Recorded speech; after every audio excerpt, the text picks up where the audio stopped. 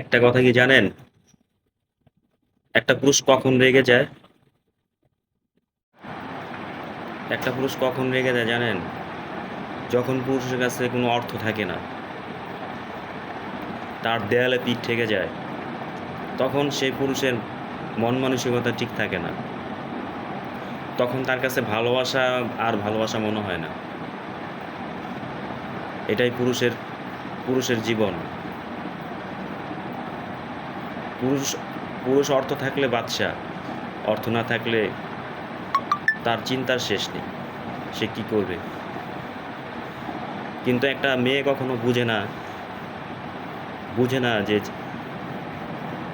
তার মনের অবস্থা কি, সে কেন রাগ করছে। অন্তত এটা বোঝা উচিত। কেউ নেগেটিভ মাইন্ডে নেবেন না, এটা পজিটিভ মানুষকে ভালো উপদেশ দেওয়ার জন্য।